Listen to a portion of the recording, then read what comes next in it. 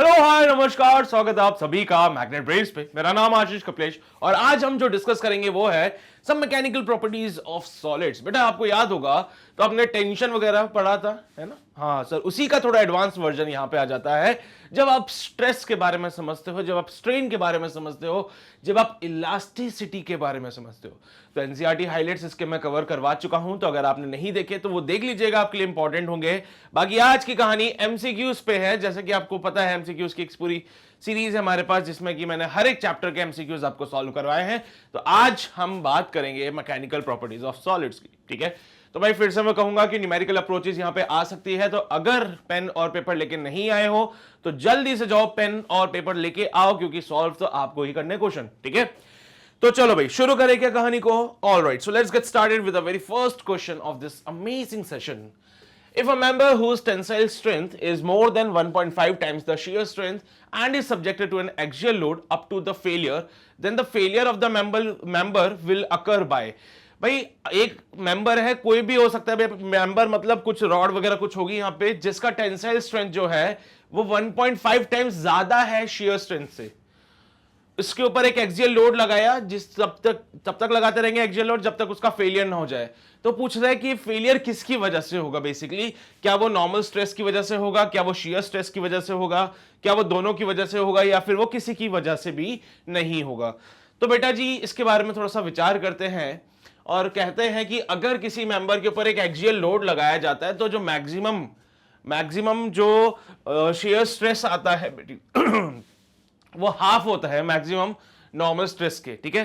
तो maximum shear stress जो उसमें इंड्यूस हो रहा है वो हाफ होता है ना, 1.5 टाइम्स होता है नॉर्मल स्ट्रेस के। लेकिन यहां पे टेंसाइल स्ट्रेंथ जो है बेटा वो 1.5 टाइम्स ज्यादा है शियर स्ट्रेंथ से, और अब इसके ऊपर एक एक्सियल लोड लगाया जा रहा है। तो ऐसी सिचुएशन में जब आप आते हो बेटा, जब ऐसी सिचुएशन आपके पास फंसती है, तो क्योंकि अब यहां पे जो फेलियर हो सकता है वो सिर्फ शियर स्ट्रेस से हो सकता है ना? क्योंकि देखो भैया टेंसाइल स्ट्रेंथ तो ज्यादा है उसकी। तो अगर आप सोचो कि नॉर्मल स्ट्रेस वगैरह लगा के देखे, कुछ ऐसी बातें करें, तो ऐसी चीज तो होने वाली नहीं है। लेकिन उसका शियर स्ट्रेंथ जो है वो वीक है बेटा। देखो फेलियर कहां होगा, आप हारोगे कहां? अगर सामने दुश्मन को आपकी कमजोरी पता है तो आप वहां पे हार जाओगे, है ना? तो यहां पे भी ऐसे ही हो रहा है। कमजोरी पता चल चुकी है कि भैया उसका जो शियर स्ट्रेंथ है वो वीक है ना? टेंसाइल स्ट्रेंथ ज्यादा है, 1.5 टाइम्स ज्यादा है शियर स्ट्रेंथ से। तो कमजोरी शियर स्ट्रेंथ है यहां पे। तो फेलियर अगर इसका होता है तो वो किसकी वजह से होगा? क्या वो नॉर्मल स्ट्रेस की वजह से होगा? नहीं होगा सर, वो होता है मैक्सिमम शियर स्ट्रेस की वजह से। मेरी बात समझ रहे हो आप लोग? ये कहानी समझते हो बेटा? तो यहां पे इसका वीक पॉइंट क्या है कि सर इसकी शेयर स्ट्रेंथ वीक है, इसकी शेयर स्ट्रेंथ ज्यादा नहीं है। तो अगर आप इसके ऊपर एक एक्सियल लोड लगाते हो तो यहां पे जो फेलियर होगा मेरे बच्चे, वो फेलियर होगा शेयर स्ट्रेस की वजह से। नॉर्मल स्ट्रेस की वजह से नहीं होगा। टेंसाइल स्ट्रेंथ ज्यादा है भैया उसकी, नहीं ये नहीं हो सकता। दोनों की वजह से नहीं, ऐसा भी नहीं है, सिर्फ शेयर स्ट्रेस की वजह से हो गई है। तो आपका बी ऑप्शन इसका सही जवाब है। तो आपको बस ये समझना है कि उसकी कमजोरी कहां दिख रही है हम लोगों को, है ना? मेरी बात समझ रहे हो? थ्योरेटिकल टाइप का क्वेश्चन था, इसमें कोई न्यूमेरिकल अप्रोच नहीं है हमारे पास। तो ऐसा परेशान मत होना, है ना, कि ये क्या हो गया सर, कैसे होगी ये सारी बातें। इसको लेकर ज्यादा परेशान मत होइए, ये कहानी है, छाप लीजिए इसको। क्लियर रहेगा बेटा यहां तक सारी बातें सभी को? ऑलराइट, चलिए बेटा जी, सो आगे बढ़ते हैं हमारे अगले सवाल की ओर। सवाल क्या कहता है? One end of a horizontal thick copper wire having the length of 2L and the radius of 2R is welded to an end of another horizontal thin copper wire of length L and radius R. बेटा जी according to the question यहां पे diagram कुछ इस प्रकार से है। According to the question diagram कुछ इस प्रकार से।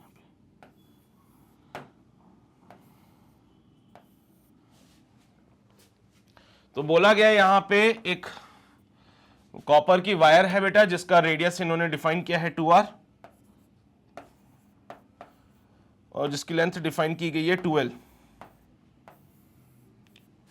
और यहां पे इसकी लेंथ डिफाइन की गई है L, उसका रेडियस डिफाइन किया गया है कितना? R।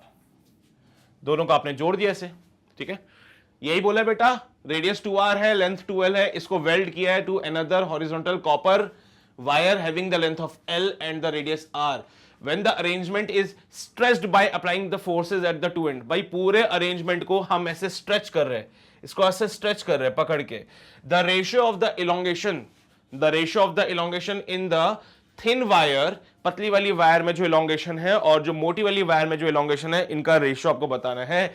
मान लीजिए मोटी वाली वायर में इलोंगेशन हुआ डेल्टा L1 और पतली वाली वायर में इलोंगेशन होता है डेल्टा L2, तो आपको जो रेशियो चाहिए delta L2 upon delta L1 चाहिए।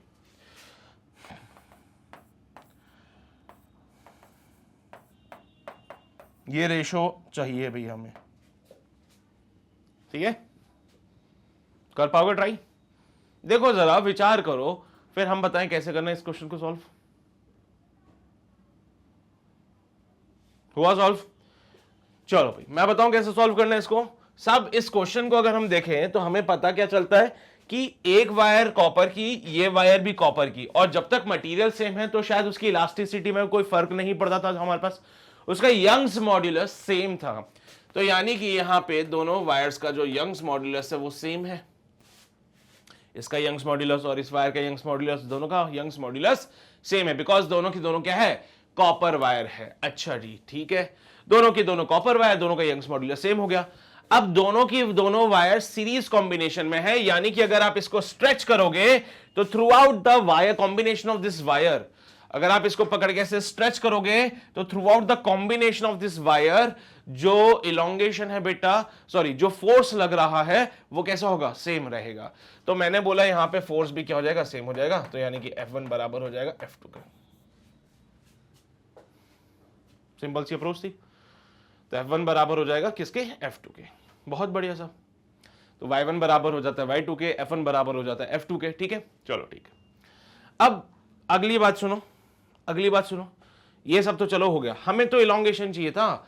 तो आपको अगर याद हो तो एक फॉर्मूला हम लोग पढ़ते थे, which will be y is equals to FL divided by A into delta L। y is equals to FL divided by A into delta L। याद आ रहा है कुछ ऐसा फॉर्मूला, है ना? तो हमें तो इलोंगेशन चाहिए साहब। तो यहां से इलोंगेशन आता है delta L is equals to FL divided by AY। Elongation जो आता है वो आता है FL डिवाइडेड बाय AY। इनका रेशियो चाहिए। तो सबसे पहले मैं कैलकुलेट करने जा रहा हूं delta L1 which will be your F1 L1 divide by A1 Y1। फिर मैं लिखूंगा delta L2 which will be your actually F2 Y2 divided by A2 into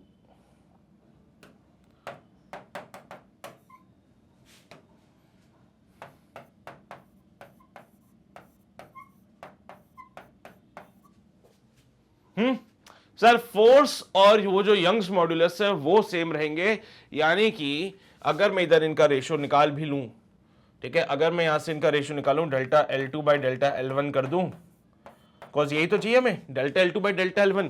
अरे बेटा यही तो चाहिए हमें रेशियो इनका। हाँ, तो ये रेशियो जब हमने निकाला delta L2 divided by delta L1 करके, तो इसको जब हम सॉल्व करेंगे तो फोर्स तो सेम हो जाएगा बेटा। तो F L2 divide by A 2 into Y into A1 into Y upon F into L1। Delta L2 का पूरा फॉर्मूला लिखा, डेल्टा L1 का पूरा फॉर्मूला लिखा, रिवर्स करके भैया फोर्स से फोर्स मर जाएगा, यंग्स मॉड्यूलस से यंग्स मॉड्यूलस मर जाएगा, यानी कि ये बन जाएगा A1 L2 divided by A2 L1। A1 L2 divided by A2 L1 ये रेशियो आ रहा है भैया इनका। एरिया की बात करें तो पाई इंटू आर स्क्वायर होता है एरिया, लेंथ की बात करें तो आपको पता ही है। Now just put the values over there and you will get your final answer. तो बेटा जी अगर हम यहाँ पे delta L2 by delta L1 करते हैं तो क्या मिलता है, जरा देखो, A1 की जगह पाई इंटू 2r स्क्वायर,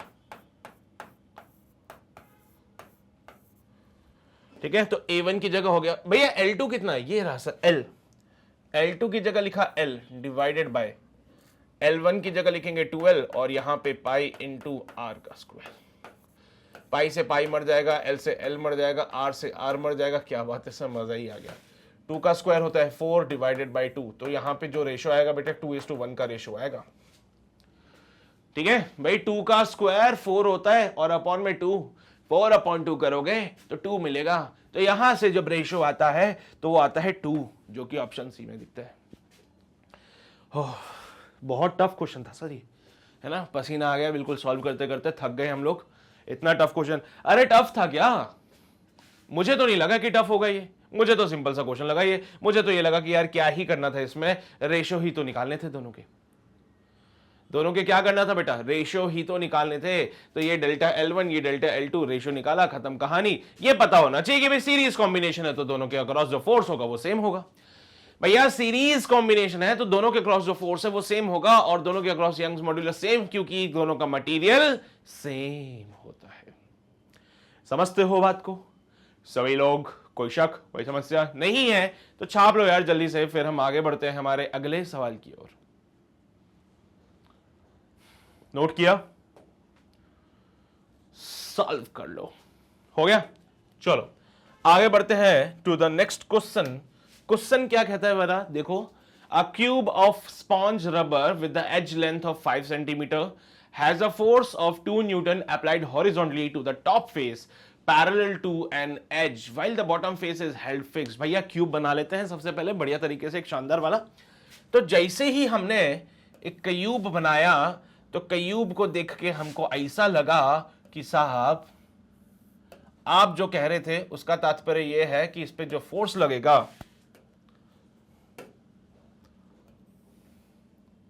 वो कुछ इस प्रकार से लगेगा।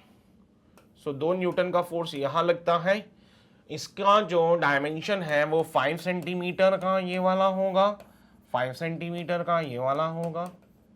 इसको बाहर बनाओ क्या? हाँ अभी उसकी शिफ्टिंग भी तो बताएंगे हम लोग।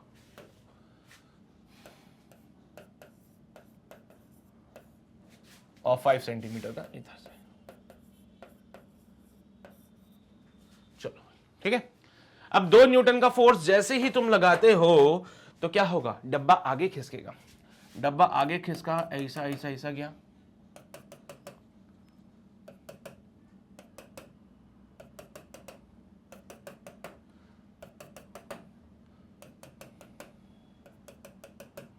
ऐसा डब्बा आगे खिसक जाता है बेटा। डब्बा जो है ऐसा करके आगे खिसक जाता है, दिख रहा है तुम्हें? हाँ सर दिख गया। तुमने 2 न्यूटन का फोर्स लगाया, नीचे वाला एंड फिक्स है भैया, नीचे वाला पार्ट फिक्स करके रखो तो डब्बा ऊपर से आगे खिसक जाएगा। कितना खिसकेगा डब्बा आगे? तो भाई यहां पे इन्होंने बोला है it is displaced horizontally through a distance of 1 millimetre. तो ये जो डिस्टेंस होता है ये 1 मिलीमीटर कहलाएगा। ये डिस्टेंस को 1 मिलीमीटर कहते हैं, ये डिस्टेंस को 5 सेंटीमीटर कहते हैं। फोर्स लगाया जाता है 2 न्यूटन का। क्या मांग रहे हैं वो मांग रहे हैं the shear modulus for the sponge rubber. भैया देखो है तो इलास्टिसिटी, लेकिन यहां पे क्या हो रहा है सर, शियर स्ट्रेस हो रहा है, यहां पे शेयरिंग हो रही है, जिसकी वजह से जो मॉड्यूलस ऑफ इलास्टिसिटी है वो यहां पे कौन सी वाली कहलाएगी, शियर मॉड्यूलस कहलाती है। फिर वो शियर मॉड्यूलस को हम अक्सर ऐसे ईटा से डिनोट कर देते हैं, वो अपनी इच्छा श्रद्धा के अनुसार है। बेटा जी फॉर्मूला तो वही लगेगा, स्ट्रेस अपॉन स्ट्रेन वाला फार्मूला, तो वही स्ट्रेस अपॉन स्ट्रेन वाला लगेगा बेटा। स्ट्रेस के लिए कहते हैं it is force upon area, strain के लिए कहते हैं इट इज सर ये वाला डिस्टेंस कितनी, x divided by l, l बोले तो 5। फोर्स लगाया जा रहा है 2 न्यूटन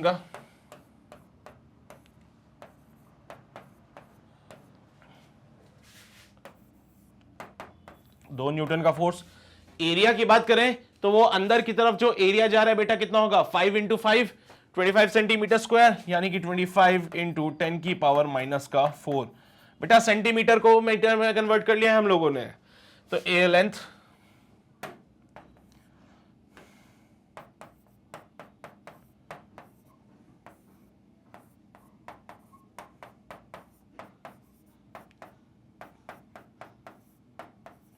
देखो भाई लेंथ कितनी, 5 सेंटीमीटर। 5 सेंटीमीटर को मीटर में कन्वर्ट किया। ये एरिया देखो, एक फेस का एरिया होता है 5 इंटू 5 25 सेंटीमीटर स्क्वायर, सो 25 इंटू 10 की पावर माइनस 4 मीटर स्क्वायर। और कितना यहां पे डिस्प्लेसमेंट हो 1 मिलीमीटर, तो मीटर में कन्वर्ट किया 10 की पावर माइनस 3 हो गया। चलिए भाई सॉल्व कर लेते हैं इसको। 5 टू 10 होते हैं, वैसे तो 5 5 25 टाइम्स काट देंगे इसको, and it can be written as 0.4 multiply by, बेटा 10 की पावर माइनस 2 है ऊपर, और यहां नीचे देखो माइनस का 3 और ये माइनस का 4, कितना होता है, माइनस का 7 होता है। ये -4 -3 माइनस का 7 ऊपर जाएगा, प्लस का 7 हो जाएगा, यानी कि कहानी बनेगी 10 की पावर माइनस का 2 प्लस का 7, माइनस का 4 माइनस का 3 माइनस का 7 ऊपर जाएगा, प्लस का 7 प्लस का 7 में से 2 जाएगा, तो कहानी बनेगी आपकी 0.4 इंटू 10 की पावर 5 न्यूटन मीटर स्क्वायर पर मीटर स्क्वायर, है ना। अब सुनो सुनो सुनो, पर सर ऐसे ऑप्शन तो दिख ही नहीं रहे, तो कोई बात नहीं, 0.4 को हटा दो यार, कोई बड़ी बात हो गई क्या। तो 4 इंटू 10 की पावर 4 न्यूटन पर मीटर स्क्वायर।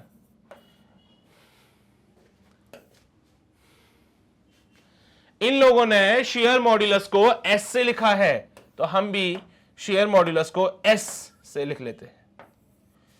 इन लोगों ने शेयर मॉड्यूलस को एस से डिनोट किया है, तो हम लोग भी उसको एस से डिनोट करके बोल देते हैं that the answer is 4 into 10 की पावर 4 न्यूटन पर मीटर स्क्वायर, और यही है हमारा फाइनल आंसर। समझते हैं बात को, कोई शक तो नहीं, कोई परेशानी तो नहीं किसी भी प्रकार की। एक बार देख लीजिए भैया, अगर क्लियर है तो फिर हम आगे बढ़ेंगे हमारे अगले सवाल की ओर। बढ़े आगे, चलो जी आगे बढ़ते हैं बेटा। अगला सवाल देखते हैं। बोला गया है if stress is numerically equal to the Young's modulus the elongation will be. अगर स्ट्रेस जो है वो न्यूमेरिकली बराबर है यंग्स मॉड्यूलस के, तो यहां पे एलोंगेशन कितना हो जाएगा। स्ट्रेस जो है वो न्यूमेरिकली इक्वल है, स्ट्रेस यंग्स मॉड्यूलस के इक्वल नहीं होता। ये मत, अरे कोई दिमाग में ऐसी बातें मत लिया ना कि स्ट्रेस और यंग्स मॉड्यूलस इक्वल है, न्यूमेरिकली इक्वल है। न्यूमेरिकली सिर्फ वैल्यू एक आ रही है दोनों की, हाँ, तो दोनों की वैल्यू सेम आ रही है। स्ट्रेस की वैल्यू यंग्स मॉड्यूलस के वैल्यू के जितनी आ रही है, तो उसके इसमें एलोंगेशन कितना होगा, 1/4 times the original length, 1/2 the original length equal to the original length twice the original length. तो क्या कहते हैं हम लोग। पहली बात तो आपको यंग्स मॉड्यूलस का फॉर्मूला पता होना चाहिए। It is actually the stress upon strain, ठीक है। तो यंग्स मॉड्यूलस है स्ट्रेस अपॉन स्ट्रेन, ठीक है साहब। साहब वो बोल रहा है स्ट्रेस जो है न्यूमेरिकली इक्वल है, यानी कि स्ट्रेस की जगह चाहो तो आप यंग्स मॉड्यूलस लिख सकते हो divide by strain. Stress numerically equal है ना, तो स्ट्रेस की जगह यंग्स मॉड्यूलस लिख दिया, तो y is equals to y divide by strain. तो यहां से सॉल्व करने पे the strain comes out to be 1। Strain का जो वैल्यू आता है वो 1 आता है। स्ट्रेन को लिखा जाता है delta L by L is equals to 1। So delta L को हम लिखते हैं एल, यानी कि इसका मतलब ये होता है कि जो इलॉन्गेशन है, जो इलॉन्गेशन है delta L, it will be equal to the original length. जो इलॉन्गेशन है delta L, it will be equal to the original length. ये रही कहानी आपकी आंखों के सामने, छाप लीजिए इसको जल्दी से, फिर हम आगे बढ़ते हैं। देखो भाई न्यूमेरिकली इक्वल है ना, it is numerically equal to the Young's modulus. Equal ऐसे नहीं होता है, ठीक है, वो न्यूमेरिकली इक्वल होता है। तो अंतर समझते हुए चलिएगा, और ये अंतर समझ आता है तो भैया छापने की प्रक्रिया शुरू कर दीजिएगा। क्लियर है ये बात सबको। चलो भाई अब मैं आगे बढ़ता हूं, अगले सवाल की ओर आता हूं। अगला सवाल हमसे कहता है 3 wires A, B, C made of different materials elongated by 1.5, 2.5 and 3.5 millimeter under the load of 5 kg.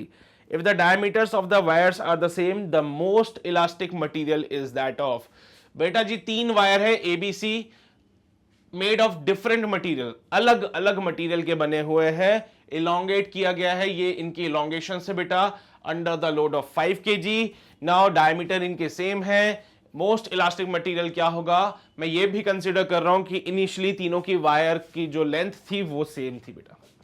तीनों वायर्स की जो इनिशियल लेंथ, जो ओरिजिनल लेंथ की बात करूं, वो सेम थी।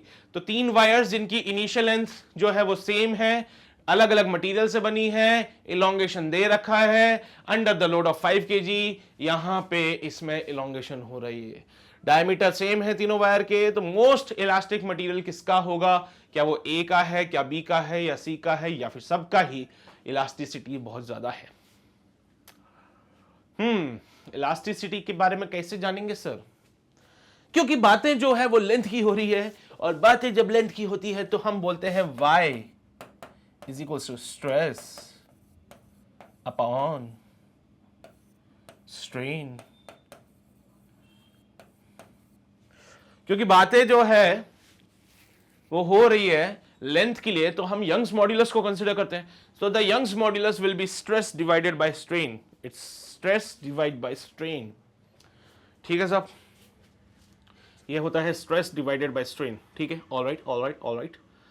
अब अगर हम बात करें बेटा जी, तो स्ट्रेस को लिखते हैं फोर्स अपॉन एरिया, और स्ट्रेन को लिखा जाता है डेल्टा एल बाय एल। भाई अपॉन में डेल्टा एल बाय एल ऊपर चला, अरे यार ये सब बताने वाली बातें नहीं होती यार, ऐसे मत किया करो तुम लोग। स्ट्रेन को delta L upon L, upon के अपॉन में जो होता है ऊपर चला जाता है, एल ऊपर चला गया। So y is equals to F L upon A delta L. Sir तीनों वायर का डायमीटर सेम है तो एरिया को तो हटा दो। तीनों वायर की डायमीटर सेम है तो एरिया को तो हटा दो। मान लो तीनों वायर की इनिशियल लेंथ सेम है तो लेंथ को हटा दो। तीनों वायर के ऊपर सेम फोर्स लगाया जा रहा है 5 kg का, तो भैया उसको भी हटा दो। यानी कि जो यंग्स मॉड्यूलस है, जो मॉड्यूलस ऑफ इलास्टिसिटी होती है, वो डिपेंड करती है इलोंगेशन पे। अब भैया इलोंगेशन ज्यादा तो इलास्टिसिटी कम, इलोंगेशन अगर कम तो इलास्टिसिटी ज्यादा। क्या बात है, अब बचा ही क्या है और इसमें देखो जरा इलोंगेशन किसका ज्यादा है। So elongation of A is 1.5 millimeter. Elongation of B is 2.5 millimeter. And elongation of C will be 3.5 millimeter. सबसे ज्यादा elongation C में हो रहा है। जिसमें elongation ज्यादा उसका यंग्स मॉड्यूलस कम, जिसमें elongation ज्यादा उसका यंग्स मॉड्यूलस कम। C में elongation ज्यादा है तो उसका यंग्स मॉड्यूलस कम हो जाएगा। तो ऑर्डर अगर लिखना चाहो तो ऐसे लिख सकते हो, elongation of A सबसे कम है, B का उससे ज्यादा है, और सबसे ज्यादा होता है C का। तो यंग्स मॉड्यूलस ए का सबसे ज्यादा होगा, बी का कम होगा, और सी का सबसे कम होगा। बेटा जिसका यंग्स मॉड्यूलस ज्यादा उसकी इलास्टिसिटी ज्यादा, यानी कि सबसे ज्यादा इलास्टिसिटी किसकी होगी, ए की होगी। यानी कि the most elastic material is a. Most elastic material कौन सा होगा बेटा, ए हो जाएगा। और यही है हमारा क्वेश्चन जो कि कंप्लीट हो चुका है। छापने की प्रक्रिया शुरू कर दीजिए, फिर हम आगे बढ़ते हैं हमारे अगले सवाल की ओर। क्लियर है, छापा सबने, कोई शक तो नहीं, कोई परेशानी भी नहीं। तो चलो भाई आगे बढ़ते हैं अगले सवाल की ओर। सवाल क्या कह रहा है, there is a wire which extends by L on the application of the load mgl। मेरे बच्चे ये यहां पे इन्होंने इलोंगेशन दिया है। A wire extends by L on the application of the load mg, then the energy stored in it is. भैया कितनी एनर्जी स्टोर होगी वायर में, this is elongation, this is force, सारी बातें आपको दे रखी है। एनर्जी का फॉर्मूला तो पता होना चाहिए यार तुम लोगों को। तो एनर्जी स्टोर्ड कितनी होगी ये बताना है। तो कैसे सोचें इसके बारे में, कैसे विचार करें इसके बारे में, क्या कर सकते हैं सो।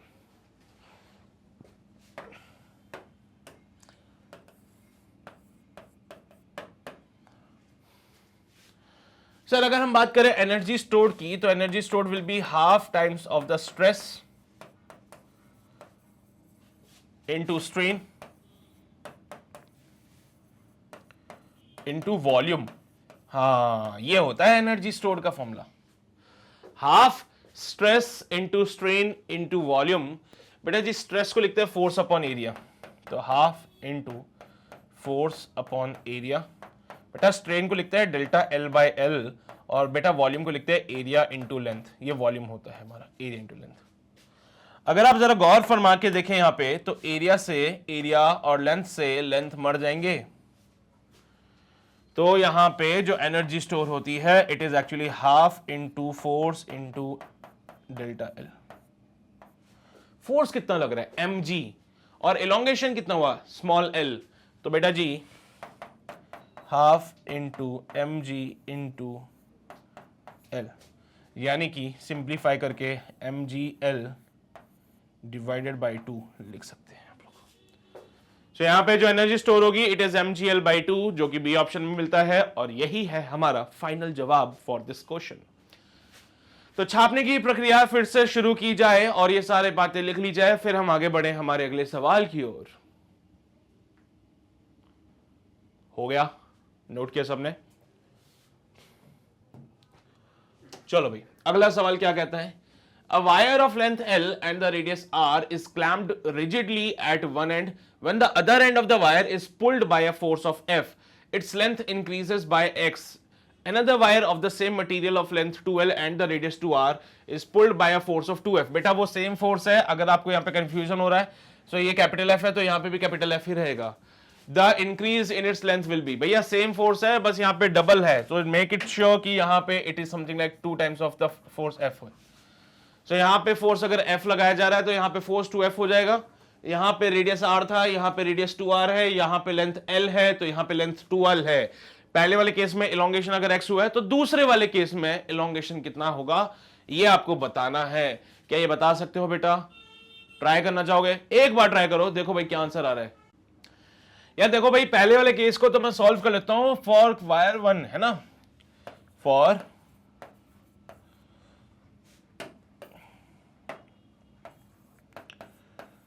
वायर 1, पहली वायर की बात करें तो यहां पे इसका लेंथ है L, रेडियस है R, ठीक है, और it is clamped rigidly at one end when the other end of the wire is pulled by a force F. यहां पे भैया जो फोर्स लग रहा है वो है F, और जो इलोंगेशन हुआ इसमें वो हुआ है X. So let's put the values in the formula. Y is equals to FL divided by A, delta L होता है. तो y is equals to बेटा जी F की जगह F रहने देते हैं, L की जगह L कर देते हैं, एरिया की जगह पाई R स्क्वायर कर दिया हम लोगों ने, और यहां पे X कर दिया. कोई शक वाली बात नहीं है, कोई समस्या वाली बात नहीं है यहाँ पे, ठीक है. सो X का जो वैल्यू बनेगा it is given by FL divide by pi R square into Y.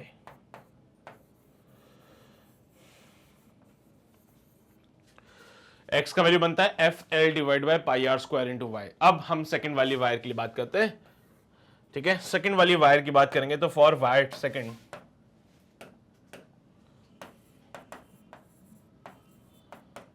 Wire 2, बेटा सेकंड वायर की बात करें तो उसका लेंथ है 2L, रेडियस है 2R,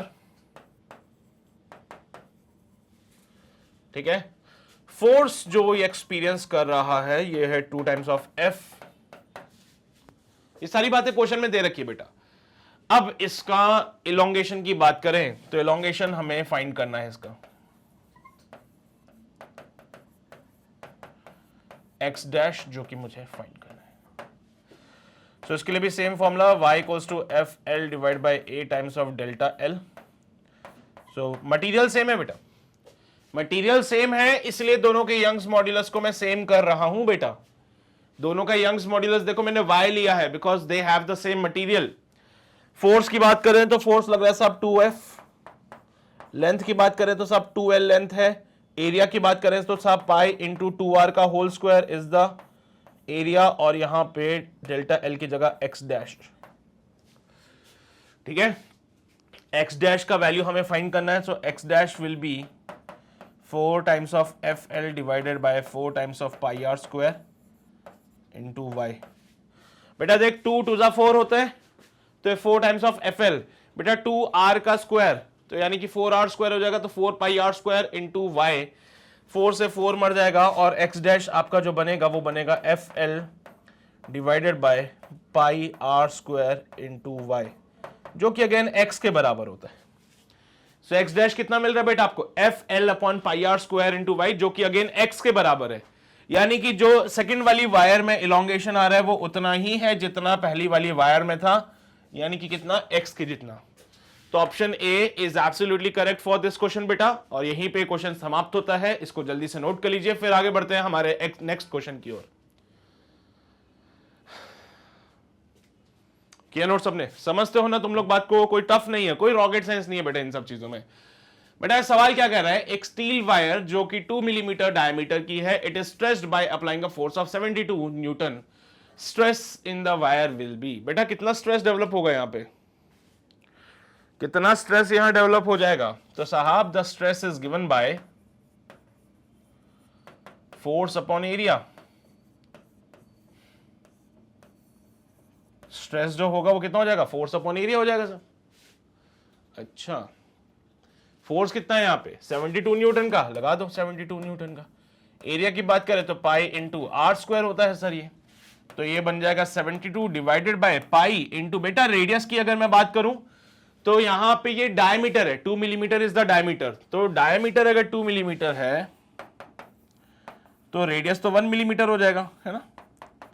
तो रेडियस की जगह मैं लिखता हूं 1 मिलीमीटर या 10 की पावर माइनस का 3 मीटर। सो पाई इंटू 10 की पावर माइनस के 3 का होल स्क्वायर। बेटा जी सॉल्व करने पे 72 डिवाइडेड बाय पाई इंटू 10 की पावर माइनस का 6, 72 divided by pi multiply by 10 की पावर 6। बेटा चाहो तो अप्रोक्सीमेशन में सॉल्व कर सकते हो, वैसे तो पाई का वैल्यू होता है 3.14, लेकिन अगर आप यहां पे ऑप्शन से चेक करोगे तो आपको दिखेगा कि अगर आप पाई को 3 ले लो, वैसे तो पाई का वैल्यू 3.14 होता है, लेकिन कैलकुलेशन के लिए अगर हम पाई को राउंड ऑफ करके 3 ले ले तो हमारा ऑप्शन जो बनेगा वो कौन सा बनेगा बेटा,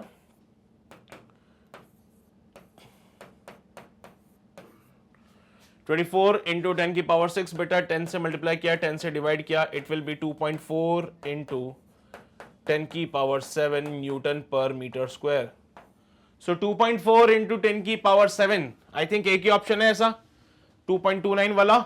हाँ, हमारा आंसर 2.4 इसलिए आया क्योंकि पाई की वैल्यू 3.14 थी, पाई की जो वैल्यू एक्चुअल वैल्यू होती है वो 3.14 होती है, पर आपने क्या किया भाई, हमें तो थोड़ा सा कैलकुलेशन आसान करना था तो हमने पाई का वैल्यू 3 ले लिया। अब सोचो बेटा पाई कहां था, डिनोमिनेटर में, पाई कहां था, डिनोमिनेटर में था, डिनोमिनेटर में 3.14 की जगह 3 ले लिया, यानी कि जो वैल्यू हमारे आंसर में आनी चाहिए थी उससे भी ज्यादा रही है, क्योंकि डिनोमिनेटर को डिक्रीज करने से ओवरऑल वैल्यू इंक्रीज होती है ना।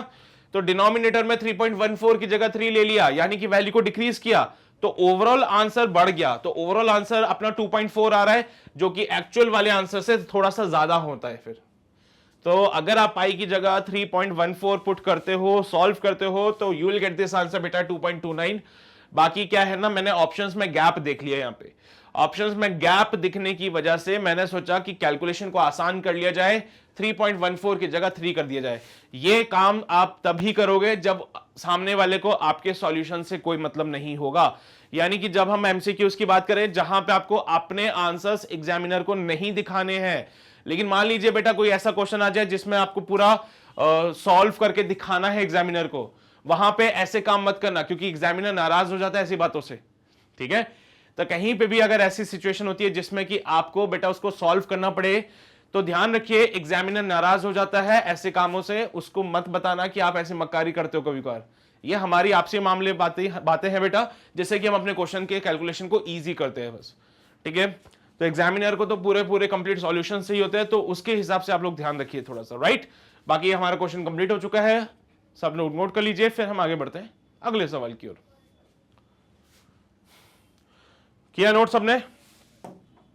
चलो भाई आगे बढ़ते हैं to the next question. Question क्या कह रहा है, 20 kg load is suspended by a wire of cross section 0.4 millimeter square, the stress produced in Newton per meter square। तो बेटा जी फिर से वो स्ट्रेस की बातें कर रहा है, and the stress is actually nothing but the force per unit area। stress is nothing but force per unit area। बेटा जी फोर्स की बात करूं तो 20 kg का लोड है, सो 20 kg का लोड बोले तो 20g डिवाइडेड बाय एरिया की बात करूं तो 0.4 इंटू 10 की पावर माइनस का 6, मिलीमीटर स्क्वायर है बेटा, 1 मिलीमीटर में 10 की पावर 3 मीटर होता है, तो मिलीमीटर स्क्वायर की बात करें तो बात अलग हो जाएगी। सो बेटा जी जी का वैल्यू मैंने 10 ले लिया, सो 20 into 10 divided by 0.4 multiply bye 10 की पावर माइनस का 6, पॉइंट हटाया, एक जीरो लगाया, 4 5 20। तो स्ट्रेस इज गिवन बाय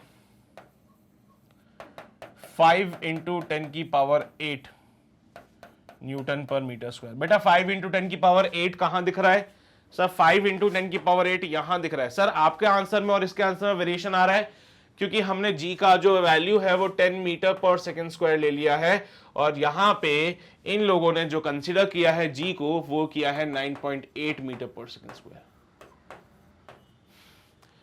ठीक है, तो g की वैल्यू 9.8 मीटर पर सेकंड स्क्वायर लेके सॉल्व करोगे then you will get the सही आंसर। अदरवाइज हमने g का वैल्यू 10 लिया है, यहां पे g का वैल्यू 10 लिया है इसलिए 5 आ रहा है। तब वेरिएशन आप देख सकते हो 4.9 और 5, क्या फर्क पड़ता है ना। क्लियर है कि बात सबको, कोई शक तो नहीं। आप मोस्ट ऑफ द टाइम 9.8 लेके सॉल्व कर सकते हो, कोई दिक्कत वाली बात नहीं आएगी बेटा। उसमें कैलकुलेशन हो सकता है थोड़ी सी, ऐसा लगता है ना कि यार कैलकुलेट करना पड़ेगा, प्लस माइनस वाली बातें, मल्टीप्लिकेशन की बातें, जो कि 10 पुट करने से नहीं आती है, सीधा सीधा कटता है, 4 5 20 कट गया।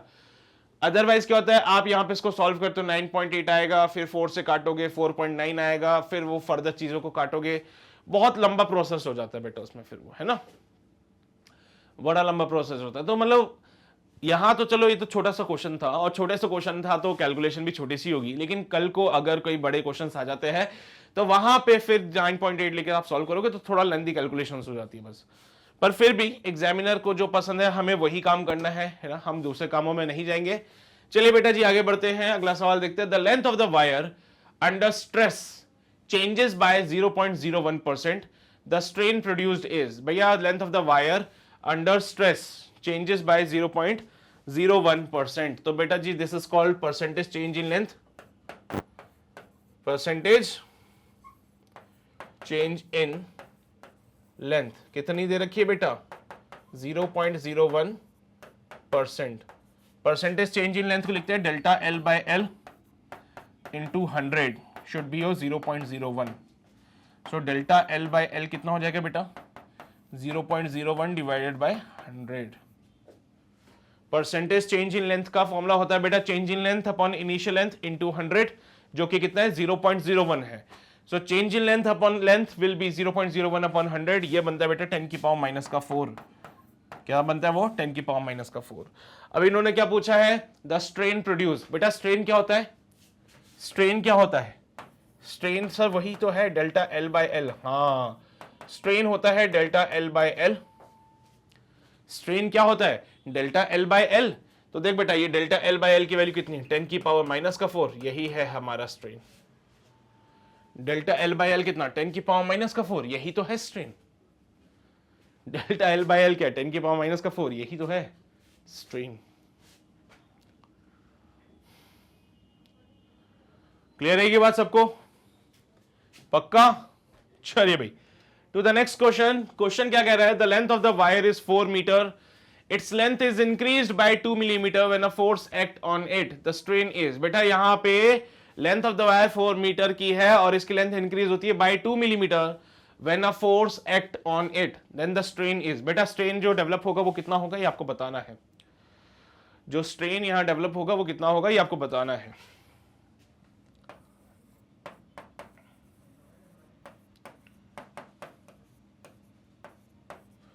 So the strain developed will be delta L by L.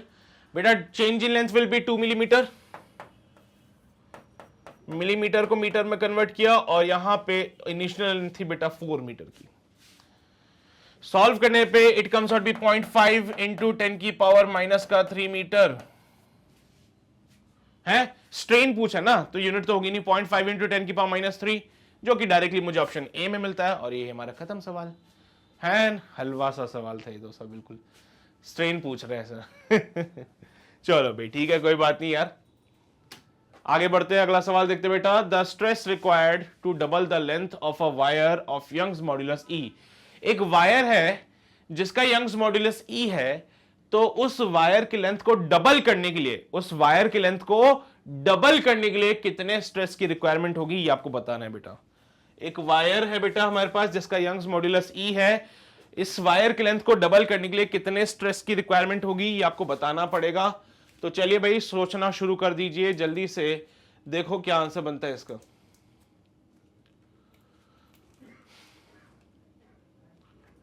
सोचा कुछ? सर जी यंग्स मॉड्यूलस होता है stress upon strain, Young's modulus जो होता है वो होता है स्ट्रेस अपॉन स्ट्रेन।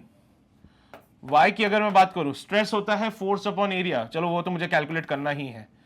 इन्होंने बोला है यंग्स मॉड्यूलस जो होगा, यार क्या हो गया, वो E के बराबर है, और यहां पे स्ट्रेस की वैल्यू मुझे निकालनी है, और स्ट्रेन कितना होना चाहिए बेटा, strain will be change in length upon initial length. मुझे तो स्ट्रेस का वैल्यू निकालना है भाई। स्ट्रेन क्या होता है? Change in length upon initial length. भैया डेल्टा एल को लिखते हैं final length minus initial length. Delta L को क्या लिखते हैं? Final length minus initial length. ठीक है साहब। फाइनल लेंथ की मैं बात करूं तो फाइनल लेंथ जो आएगी, फाइनल लेंथ की अगर मैं बात करूं तो जो फाइनल लेंथ है वो कितनी है? 2 times of the initial length बेटा, यानी कि elongation will be L I. So delta L upon L करोगे so it will be L I upon L I, यानी कि 1। तो स्ट्रेन कितना आ रहा है बेटा? 1। स्ट्रेन कितना आ रहा है? 1, क्योंकि देखो the stress required to double the length, यानी फाइनल लेंथ जो है वो इनिशियल के डबल होनी चाहिए। तो बेटा इलोंगेशन जो आ रहा है वो इनिशियल लेंथ के जितना ही आ रहा है। इलोंगेशन इनिशियल लेंथ जितना आ रहा है तो स्ट्रेन डेवलप विल बी 1। तो बेटा जी उस केस में स्ट्रेस विल बी ई। सो कितने स्ट्रेस की रिक्वायरमेंट है भैया? लेंथ को डबल करने के लिए कितने स्ट्रेस की रिक्वायरमेंट है? ई की रिक्वायरमेंट है? कितने की रिक्वायरमेंट है? ई की रिक्वायरमेंट है। और यही हमारा सवाल है, इसको जल्दी से छाप लीजिए, फिर हम आगे बढ़ते हैं हमारे अगले सवाल की ओर। क्लियर है ये बेटा सबको? पक्का? अच्छा चलो भाई आगे बढ़ते हैं, अगला सवाल देखते हैं। सवाल कहता है a force of 13 newton act on a rod of area of cross section 5 × 10⁻⁻6 metre square. The stress produced in dyne per centimetre square. बेटा कितना स्ट्रेस प्रोड्यूस होगा ये आपको बताना है। फोर्स दे रखा है, एरिया दे रखा है, लेकिन आपको डाइन पर सेंटीमीटर स्क्वायर में चाहिए सारी बातें। ठीक है, तो बेसिकली मैं तो जानता हूं कि जो स्ट्रेस है it is basically force upon area.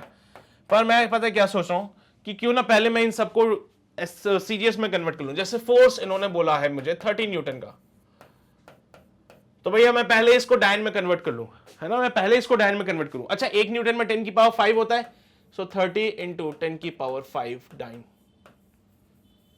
ये मैंने डाइन में कन्वर्ट कर लिया। सिमिलरली अगर मैं एरिया की बात करूं तो एरिया इज एक्चुअली 5 × 10 की पावर -6 मीटर स्क्वायर। एरिया जो है वो 5 × 10 की पावर -6 मीटर स्क्वायर है। So it is given by 5 × 10 की पावर -6 इनटू बेटा मीटर से सेंटीमीटर। 1 मीटर में 100 सेंटीमीटर होते हैं, तो यहां पे 10 की पावर 4 सेंटीमीटर स्क्वायर हो जाएगा ये। So the value comes out be 5 × 10 की पावर -2 सेंटीमीटर स्क्वायर। ये डाइन में आ गई कहानी, ये सेंटीमीटर्स में आ गई कहानी। चलिए भाई डायरेक्टली पुट कर देते हैं अब यहां पे। सो 30 × 10 की पावर 5 डिवाइडेड बाय 5 × 10 की power -2। So the stress is given by 5 6 30 into 7 dyne per centimeter square। 6 × 10 की power 7 dyne per centimeter square। 6 × 10⁻7 dyne per centimeter square। यह है स्ट्रेस हमारे पास। क्लियर है ये बात सबको? देख लो जल्दी से, है ना? हमने पहले ही उनको सीजीएस यूनिट्स में कन्वर्ट कर लिया ताकि हमें बाद में दिक्कत ना आए फिर। क्लियर है सभी को? चलिए भाई आगे बढ़ते हैं टू द नेक्स्ट क्वेश्चन। सवाल क्या कहता है बेटा, ध्यान से देखिएगा। 4 wires made of the same material are stretched by the same float, यानी कि सेम मटेरियल है, सेम फोर्स लग रहा है। Their dimensions are given below, which one have the more elongation. बेटा किसकी इलोंगेशन ज्यादा है? लेंथ दे दिया, डायमीटर दे दिया, लेंथ दे दिया, डायमीटर दे दिया, लेंथ दे दिया, डायमीटर। चारों में से किसका इलोंगेशन ज्यादा होगा? सेम मटेरियल है और सेम ही फोर्स लग रहा है, यानी कि दो वायर जो है, चारों वायर्स का यंग्स मॉड्यूलस भी सेम, चारों वायर्स पे लगने वाला फोर्स भी सेम। ठीक है, तो किसमें इलोंगेशन ज्यादा होगा ये आपको बताना है बेटा। y is equals to FL divided by A delta L। क्या ये फॉर्मूला जानते हैं आप लोग? y is equals to FL divided by A into delta L का फॉर्मूला आप जानते ही हैं। तो यहां से जब हम इसको सॉल्व करेंगे, सो y will be FL divide by A delta L। तो बेटा जी यंग्स मॉड्यूलस सेम है, F सेम है, तो पहले तो मैं डेल्टा L का फॉर्मूला निकालूं। सो it will B FL divide by A into y।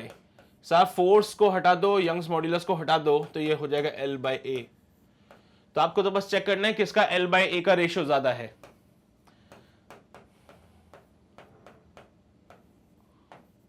लो बेटा, और काम आसान कर दिया, L अपॉन आर स्क्वायर का रेशियो निकाल दो बस आप। तो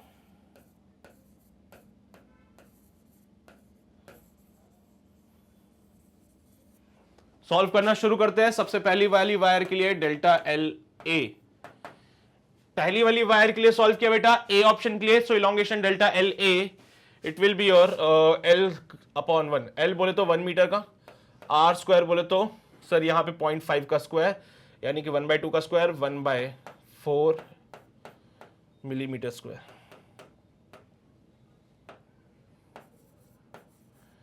कोई बात नहीं, चलने दो मिलीमीटर स्क्वायर में। अरे कंपैरिजन करना है, वैसे भी कौन सा वैल्यूज निकालनी है वहां पे, तो कोई फर्क नहीं पड़ता है, मिलीमीटर मीटर कोई फर्क नहीं पड़ता है। अच्छा ज्यादा लग रहा है तुम्हें, तो ये लो 1000 मिलीमीटर। अभी खुश हो तुम लोग? अभी खुश हो ना? बढ़िया, हाँ सर अभी खुश है हम लोग, है ना। सो यहां से कहानी आपके पास आ रही है, delta L will be like 4000 के लगभग कुछ वैल्यूज आ रही है। फिर सेकंड वाले ऑप्शन के लिए जब हमने सॉल्व किया तो it is length is of 2 metre, यानी कि 2000 मिलीमीटर अपॉन रेडियस बेटा कितना हो जाएगा 1 का स्क्वायर, ये हो जाएगा 2000। सिमिलरली थर्ड वाले ऑप्शन के लिए भी सॉल्व कर बेटा, कंपेयर करना है बस, हमें एग्जैक्ट वैल्यूज नहीं निकालनी। तो it is not actually equals to, it is proportional to बेटा। तो अगर आप सोच रहे हो कि इक्वल होगा, ना ना ना ना, ये प्रोपोर्शनल है, बाकी सारी चीजें हटा दी हम लोगों ने, क्योंकि हमें तो क्या है, हमें तो कंपेयर करना है बस। भाई कंपेयर कर लो बस, ज्यादा परेशानी मत माना। इलोंगेशन प्रोपोर्शनल है L/R का स्क्वायर। पहले वाले केस में लेंथ कितना 1 मीटर, बोले तो 1000 मिलीमीटर, लिख दिया 1000 मिलीमीटर। डायमीटर 1 मिलीमीटर का, तो रेडियस 1/2 मिलीमीटर। भैया डायमीटर 1 मिलीमीटर तो रेडियस 1/2 मिलीमीटर, तो रेडियस का स्क्वायर बोले तो 1/4 मिलीमीटर स्क्वायर। प्रोपोर्शनिटी में देखा सॉल्व करके,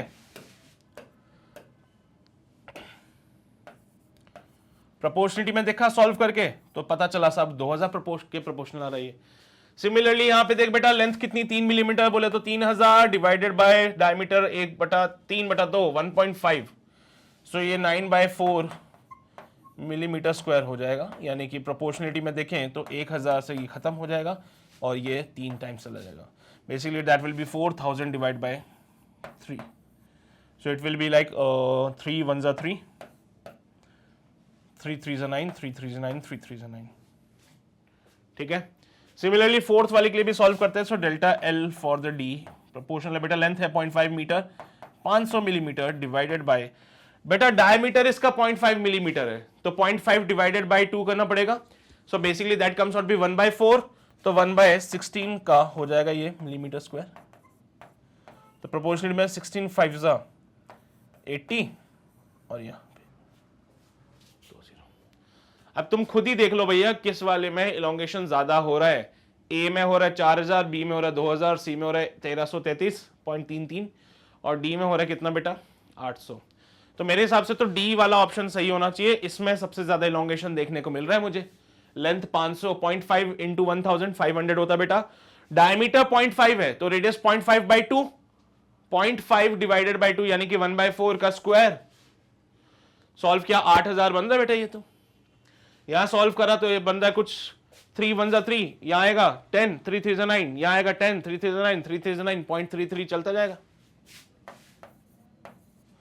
और ऊपर वाले को 2000, ऊपर वाला के 4000। तो सबसे ज्यादा इलोंगेशन मुझे डी वाली वायर में देखने को मिलेगा, क्योंकि इसका इलोंगेशन लगभग 8000 के प्रोपोर्शनल है। बाकी सारी चीजें तो कॉमन है बेटा, फोर्स कॉमन है, यंग्स मॉड्यूलस कॉमन है, तो हटा दिया उनको हमने सिर्फ वो चीजें देखी जिन पे वो डिपेंडेंसी शो कर सकता था। सारी वायर्स का मटेरियल सेम था बेटा, तो यंग्स मॉड्यूलस सबका सेम, सब पे सेम फोर्स लग रहा था, तो ये सारी बातें हटा दी। तो इलोंगेशन अब बचता है एल और आर पे, एल और आर पे। तो भैया उसके हिसाब से डिफाइन कर दिया हमने। कोई बड़ी बात तो थी नहीं, रॉकेट साइंस था नहीं, सिंपल सिंपल सी बातें थी। ये तुम्हारे आंखों के सामने, डी ऑप्शन बिल्कुल सही हो जाएगा। क्लियर रहेगी बेटा बात सबको? पक्का? बढ़े आगे? चलो आगे बढ़ते हैं मेरे बच्चे। अगला सवाल देखते हैं। सवाल कहता है the length of the two wires of same material and diameter are 100 centimeter and 125 centimeter. If the same force is applied on them, the elongation in the first wire is 4 millimeter. The elongation in the second wire will be. तो बेटा जी यहाँ पे दो wire है same material के और diameter इनका 100 centimetre and 125 centimetre respectively. ये डायमीटर्स दे दिए, सेम मटेरियल है, यंग्स मॉड्यूलस दोनों का सेम होगा, सेम फोर्स लगाया जा रहा है फिर से सेम फोर्स लगा दिया। तो बेसिकली यहां पे इलोंगेशन जो है फर्स्ट वायर में 4 मिलीमीटर है, तो सेकंड वायर में इलोंगेशन कितना होगा ये बताया है, ठीक है। तो length of the first wire will be 100 centimetre, length of the second wire will be 125 centimetre. फिर सेम फोर्स लगाया जा रहा है, तो F1 बराबर F2, सेम मटेरियल है यानी कि y1 is equal to y2। पहले वाले में एलोंगेशन जो आ रहा है वो है कितना, 4 मिलीमीटर का, यानी कि 4000 मीटर का। तो दूसरे वाले में एलोंगेशन कितना आएगा ये आपको बताना है, ठीक है। करें सॉल्व इसको। सर जी एक बार बताओ, अगर यहां पे सेम फोर्स लगा दिया जाए, डायमीटर वेट सेम है दोनों के डायमीटर भी सेम है, तो d1 is equal to d2 भी कर दिया, सेम मटेरियल एंड डायमीटर बोला इन्होंने, ठीक है। तो अब कहानी में बचा ही क्या है भाई, y is equal to FL divided by a times of delta L करते हो आप लोग, और यहां से जब हम डेल्टा L की बात करें, it is given by FL divide by a into y, FL divided by a into y, ठीक है भाई। इलोंगेशन की बातें कर रहे हैं, फोर्स सेम है, यंग्स मॉड्यूलस सेम है, डायमीटर भी सेम है। सो भाई फोर्स, एरिया और यंग्स मॉड्यूलस सेम है, तो डेल्टा एल बेसिकली प्रोपोर्शनल होता है एल के, डेल्टा एल प्रोपोर्शनल होता है एल के। तो भाई जब डेल्टा एल एल के प्रोपोर्शनल है, so delta L1 bye delta L2 जब आप करोगे तो इस will be your L1 bye L2। L1 की मैं बात करूं तो ये 100, L2 की बात करूं 125, सेंटीमीटर में है तो मीटर में कन्वर्ट कर लेना। यहां पे बोल बेटा ये कितना, मिलीमीटर में चलने दो, कोई बात नहीं, आंसर हमें मिलीमीटर में ही मिल जाएगा। फिर से आंसर हमें मिलीमीटर में चाहिए तो मिलीमीटर में ही चलने देना बेटा। चलो भाई L1 की जगह, डेल्टा L1 की जगह 4 divide by delta L2 is equal to 100 बटा 125, 4 से काटा 25 टाइम्स बेटा, 5 5 25, 25 टाइम्स ये 5 से 5 टाइम्स, तो बेटा जी delta L2 will be 5 millimetre. Calculation वाली बातें हैं, सारी चीजें कट पिट के 5 आंसर मिलेगा हम लोगों को। तो सेकंड वायर में जो इलोंगेशन आया है वो 5 मिलीमीटर का आया है, सेकंड वायर में जो इलोंगेशन आया है वो 5 मिलीमीटर का आया है, और यही हमारा सवाल है बेटा। क्लियर रहेगी बात सबको, पक्का? कोई शक तो नहीं है ना, कोई परेशानी तो नहीं है ना? छाप लो जल्दी से, फिर हम आगे बढ़ते हैं। हो गया, नोट किया सभी ने? बहुत बढ़िया। चलिए भाई आगे बढ़ते हैं और करते हैं समापन हमारे आज के सेशन का। सो उम्मीद कर रहा हूं कि जो सवाल मैं आपको करा रहा हूं ये आपको बढ़िया तरीके से समझ आ रहे होंगे। ऑल दो क्वेश्चन हमारे इजी ही थे, बट फिर भी समझ आते हैं ना बढ़िया तरीके से, कोई दिक्कत तो नहीं, कोई परेशानी तो नहीं है ना किसी भी सवाल में। फिर भी अगर आपको कोई प्रॉब्लम आती है किसी भी पार्ट में, किसी भी क्वेश्चन में, उसको कमेंट सेक्शन में मेंशन जरूर कीजिए, सो दैट उसका सॉल्यूशन आपको हम वहां पे दे सके, उसको आपको वहां पे समझाया जा सके, ठीक है। बाकी भाई साहब वीडियो दोबारा देखनी है तो उसके लिए आप हमारे ऑफिशियल वेबसाइट यानी कि www.magnetbrains.com पे जाइए, वहां पे आपको ये सारी की सारी वीडियोस अवेलेबल है बेटा। आपको हर एक चैप्टर वाइज वीडियोस अवेलेबल हो जाएगी, वहां पे प्रॉपर सीक्वेंस में अरेंज करके रख दी गई है, और ये सारी की सारी फ्री है। तो आप जितने बार इसको एक्सेस करोगे आप कर लीजिए, कोई रोक टोक नहीं है, आपसे कोई सब्सक्रिप्शन की डिमांड भी नहीं की जाएगी उसमें, ठीक है। तो ये सारी चीजें वेबसाइट पे मिलती है, इनको एक बार चेक कर लीजिए क्योंकि आपके लिए इंपॉर्टेंट होने वाली है आपके एग्जाम पॉइंट ऑफ व्यू से। तो इसको मिस मत कीजिए और अपने दोस्तों तक भी ये बातें जरूर पहुंचा दीजिए, उनको बोल दो कि मैग्नेट ब्रेन्स पे एनसीईआरटी का धमाकेदार सेशंस हो रहे हैं जहां पे NCERT highlights, MCQs, most important question सब चीज कराई जाएगी, तो वो भी आके ज्वाइन कर ले अगर उनको जरूरत है तो, ठीक है। तो चलिए बेटा जी मिलते हैं आपसे अगले सेशन में, तब तक अपना ध्यान रखो, पढ़ाई करते रहो, ऑल द वेरी बेस्ट।